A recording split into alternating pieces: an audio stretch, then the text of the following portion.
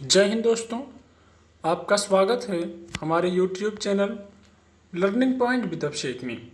अगर आप चैनल पर नए हैं तो चैनल को सब्सक्राइब कर लीजिए और बेल आइकन प्रेस कीजिए ताकि आपको डेली डिक्टेशन मिल सके। 100 शब्द प्रति मिनट डिक्टेशन स्टार्ट।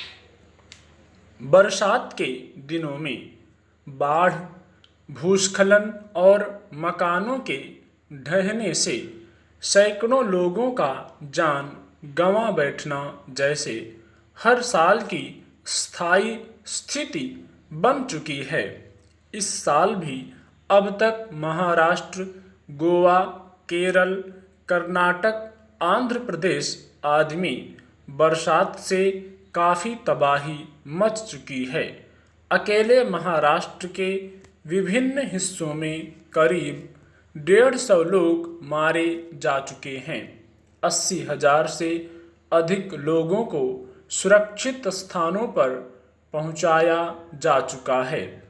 आने वाले दिनों में और भारी बरसात की चेतावनी जारी की जा चुकी है। बरसात के समय मचने वाली इस तबाही की वजहें छिपी नहीं हैं। ऐसा भी नहीं कि पिछले कुछ सालों में पहले की अपेक्षा अधिक बारिश हो रही है। यह जरूर है कि बरसात की प्रकृति में कुछ बदलाव आया है, मगर इससे ज़्यादा परेशानियां अनियोजित शहरी विकास, जल निकासी के रास्तों में अवरोध, नदियों के पाटों पर अतिक्रमण, बांधों की क्षमता का समुचित आकलन न हो पाने आदि की वजह से पैदा होती हैं। नदियों के पाट सिकुड़ते और पेटा उथला होता गया है। इसलिए बरसात का पानी संभाल पाने की उनकी क्षमता काफ़ी घट गई है। उनका पानी उफन कर रिहायशी इलाकों को जलमग्न कर देता है। यही हाल गाद भरते जाने से बांधों का भी हो गया है। जब वे बरसात का पानी संभाल नहीं पाते तो बिना चेतावनी के उनके फाटक खोल दिए जाते हैं और पानी के वेग में बहुत सारे लोग मारे जाते हैं। मगर मुंबई और महाराष्ट्र के दूसरे शहरों में बरसात की वजह से पैदा होने वाली दुश्वारियां वहां के नगर निकायों और प्रशासन की लापरवाही का नतीजा अधिक होती हैं। मुंबई के अनेक इलाकों में बहुत सारे जर्जर हो चुके मकान खड़े हैं, जिनमें दर्जनों परिवार रहते हैं। अधिक बरसात होने से अक्सर ऐसे मकान धंसक कर बैठ जाते हैं और कई लोग मारे जाते हैं। इसी तरह पहाड़ी टीलों, नालों के किनारे बहुत सारी बस्तियां बसी हुई हैं, जिनके मकानों की न तो नींव सही से डली है और न उनके ऊपर खड़ी मंजिलों के वजन का आकलन किया गया है।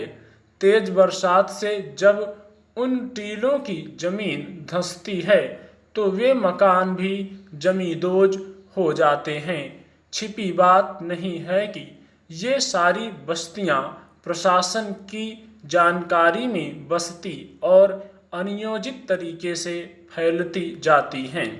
आखिर पुराने पड़ चुके मकानों को खाली कराने और खतरे वाली जगहों पर रह रहे लोगों को सुरक्षित स्थानों पर पहुंचाने की जिम्मेदारी नगर निगमों की है, पर वे इससे आंखें चुराते देखे जाते हैं।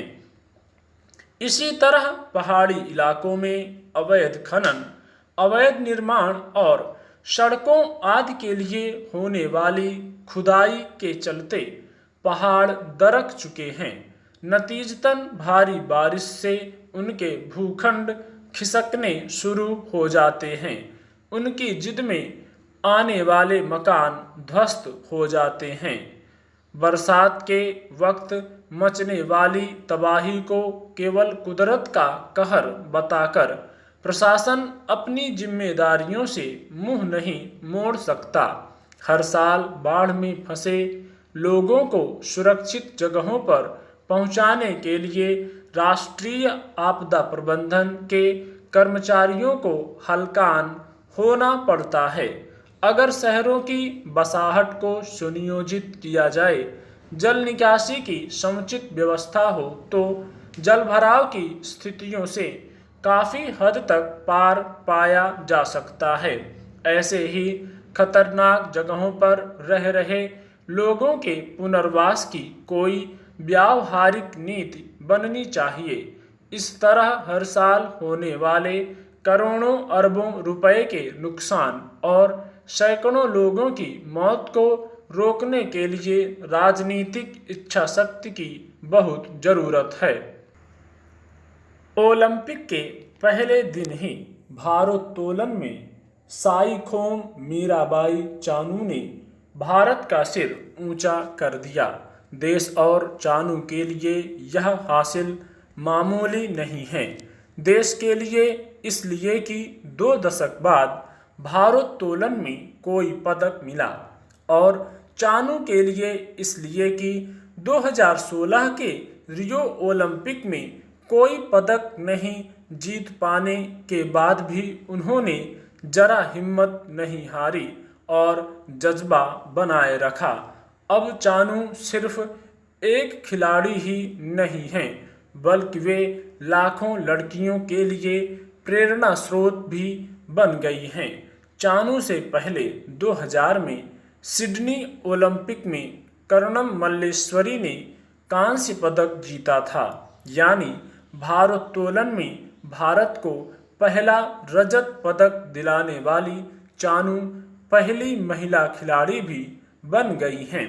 चानू की उपलब्धि पर इसलिए भी गौर करना जरूरी है कि वे जिस ग्रामीण पृष्ठभूमि से आती हैं, वहाँ खेलों में भविष्य बनाने का सपना भी आसानी से कोई देख नहीं पाता, पर बचपन से ही वजन उठाने की ताकत रखने वाली चानू की इस प्रतिभा को परिवार ने पहचान लिया था और उन्हें हर तरह से आगे बढ़ाया।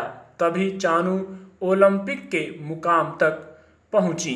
भारोत्तोलन प्रशिक्षण के लिए जिस तरह का संघर्ष चानू को करना पड़ा, वही उनकी कामयाबी की सीढ़ी भी बना।